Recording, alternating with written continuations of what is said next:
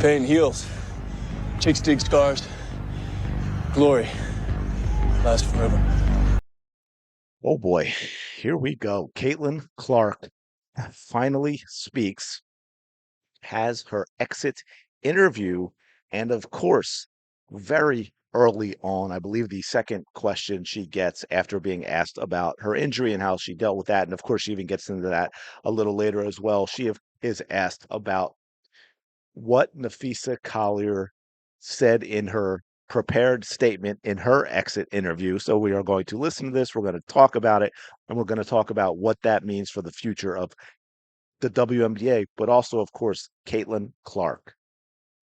And apologies if I cough, or I might even have to pause and grab some water. I have a nasty, scratchy sore throat. So, a couple of sentences in, and I'm like, I don't know if I can speak anymore. But of course, welcome back to the channel. I appreciate all your support. Thank you so much for being here. I know so many of you have been here since the beginning or close to the beginning, and it's absolutely wild. And I don't know what to say other than thank you for those that you have found it along the way and continue to come back. Thank you as well. I do appreciate it. Shout out to all of you, the 19. Hope you're having a fantastic day. So let's listen to this. It's only about a minute long on this part, but let's take a listen to this, and then we want to talk about it because I have some very, very I have some things to say. We'll just leave it like that. Hey, Caitlin, good to see you. See you too. Obviously, there's been a lot kind of going on this week. What? She knows what's coming, folks, right? You can tell. You may have Has heard been? some things. Wanted to see after Napheesa's comments and what she alleged that Cathy Engelbert had said specifically about you, what Yeah. your thoughts were on that, and have a follow-up if. Well, I mean, All right. Before Caitlin gets into it, I just got to give props. I'm not sure who's asking the question. I didn't hear when they called, but I do want to at least give props to say alleged, because again, in trying to be fair, it was not a direct quote from Napheesa Collier.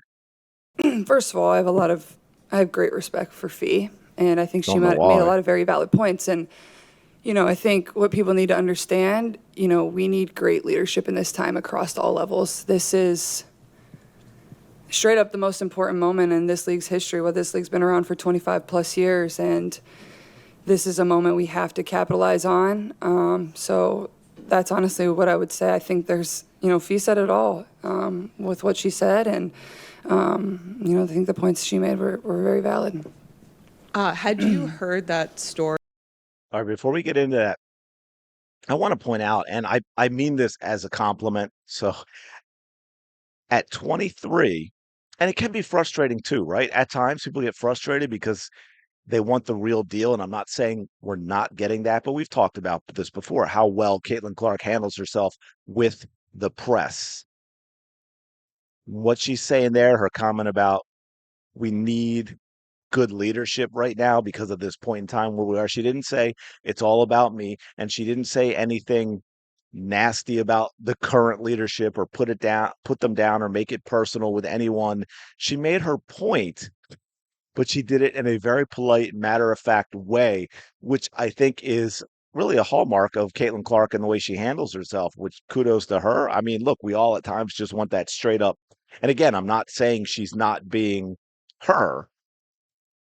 I'm just saying she's very good at how she handles the press. And I mean that as a compliment, folks. From her before No. she said it publicly? And then have you spoken with Cathy Engelbert or heard from her at all since then? No.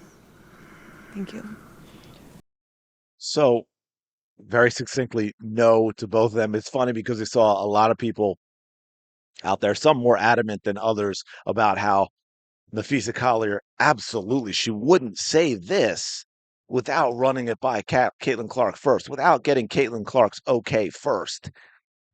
Of course she would, folks. Again, look, Napheesa Collier is for Napheesa Collier. Napheesa Collier is a member of the Players Union. She's also the owner of a competitor league.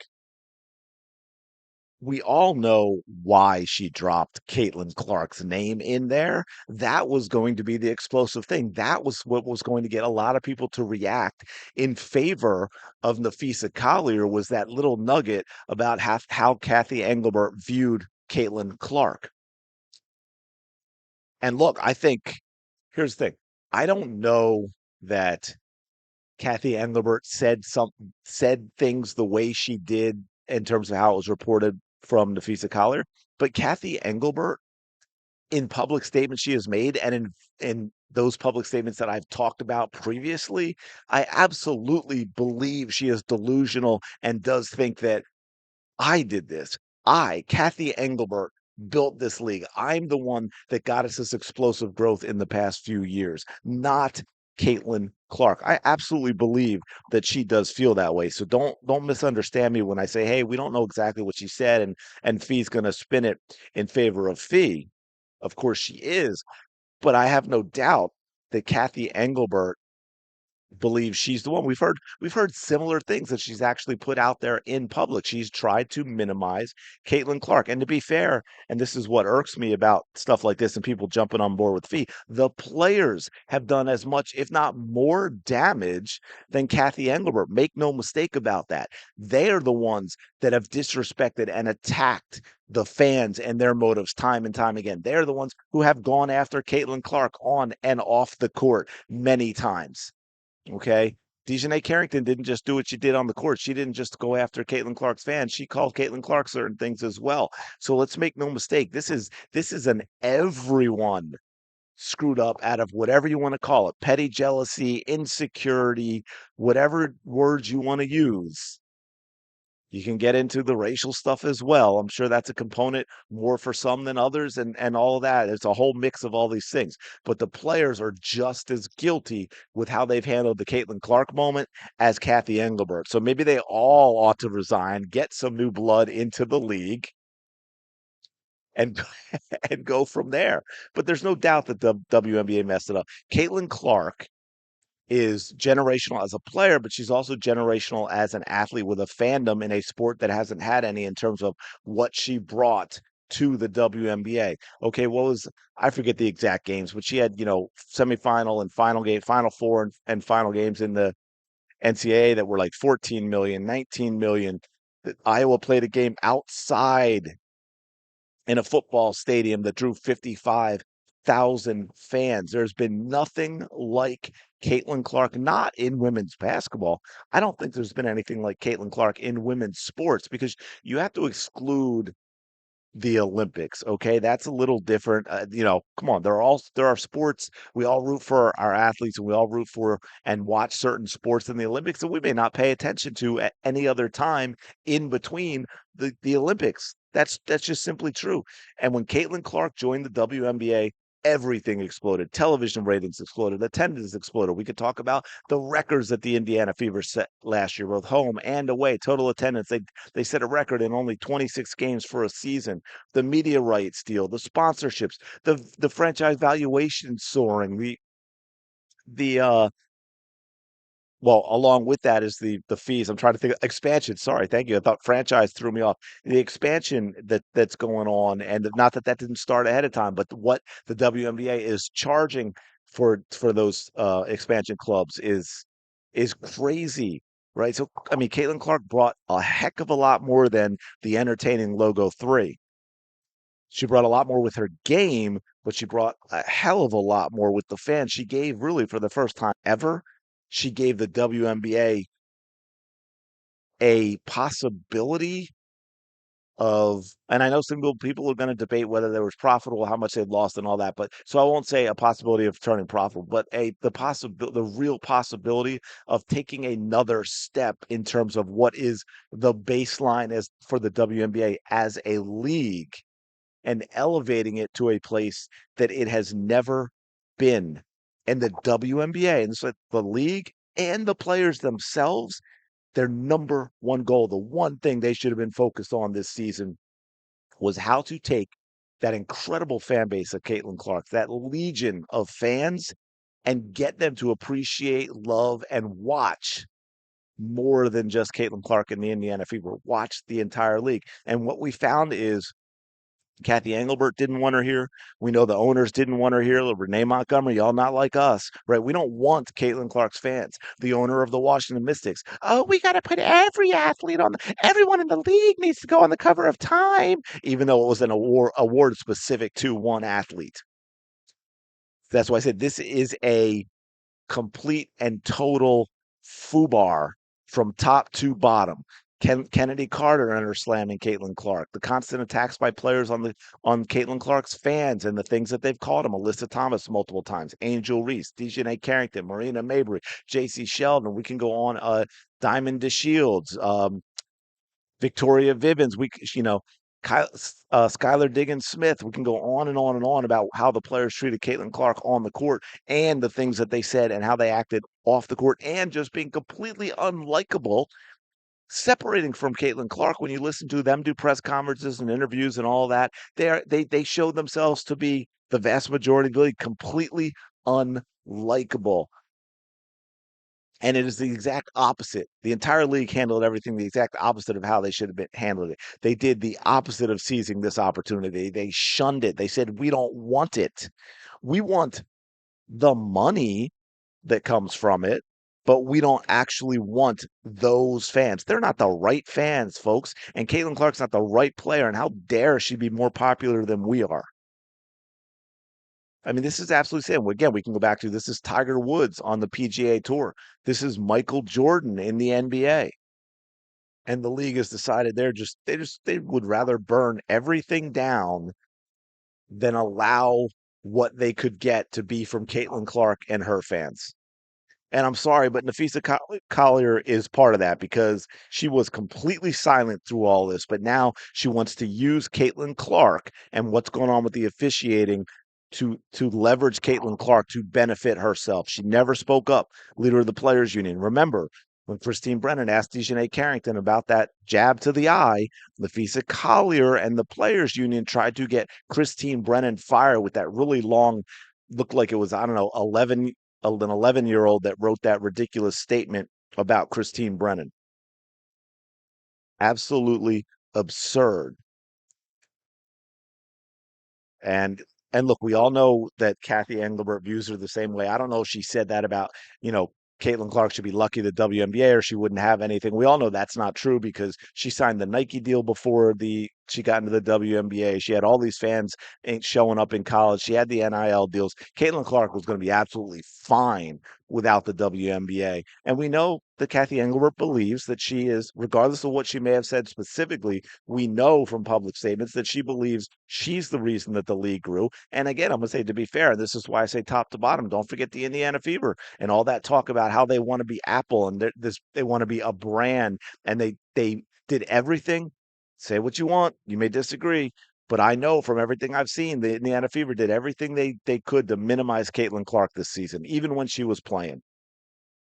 So it's been absolutely everybody who has gone after this poor young lady who has handled everything with the utmost class and respect for everyone else, even respect for people that hate her, respect for people that have been trying to tear her down, respect for people that has tried to actually hurt her. And make no mistake, Napheesa Collier is not dumb. Again, she knew exactly what she was saying. She knew what was going to get the attention. She knew what was going to get people on Napheesa Collier's side. Because Caitlin Clark fans, again, we already know how the WNBA views her. We already know how the players and the commissioner and the other owners view her and her fans. So of course we were going to be all in. I mean, this just reinforces what we already knew, and it's like, yeah, we believe that because we can see the proof of it everywhere. Whether it's the dirty plays, like I mentioned, Dejanay, Kennedy. I mean, I already mentioned all those names. Talk about the media commentary, right? We can talk about Andrea Carter and Shanae Agumike, and we can talk about Elle Duncan and Carolyn Peck and the crazy lady, Cheryl Swoops, and on and on and on, and how they constantly insulted and attacked not just Caitlin Clark's fans, but Caitlin Clark over and over again. It was an absolute circus in the worst possible way from everyone. What did Caitlin Clark do? Nothing. Caitlin Clark didn't complain. Caitlin Clark put her head down. Caitlin Clark worked. Caitlin Clark was respectful of all of these people that were attacking her. So again, does it surprise me that Cathy Engelbert would say Caitlin Clark should be grateful? No, of course, no, absolutely not. Absolutely not.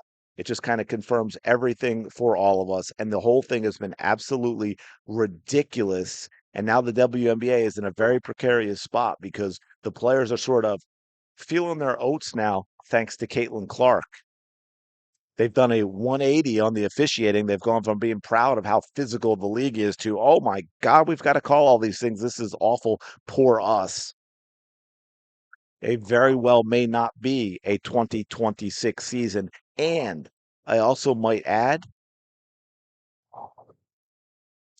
Cathy Engelbert, if she does feel the heat enough to resign, to step down before a CBA is negotiated, that may not, it's the devil you know, right?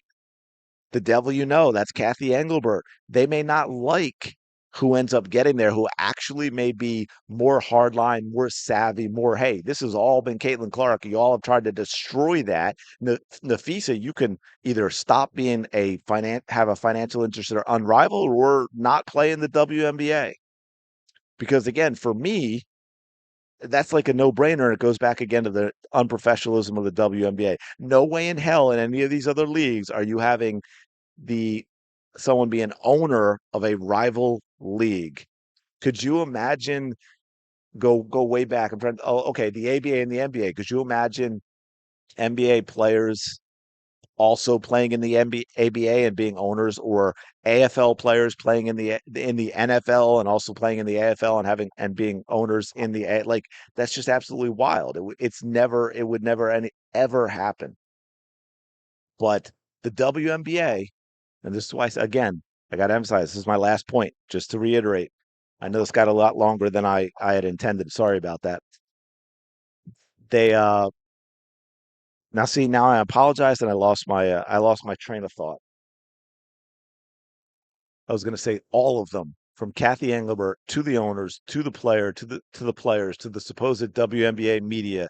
They have all made it very clear they don't want Caitlin Clark's fans, and yet now here they want to leverage that to get themselves more money. So there are no heroes in this. I don't think right now there are no. It's not good guys and bad guys. It's not white hats and black hats.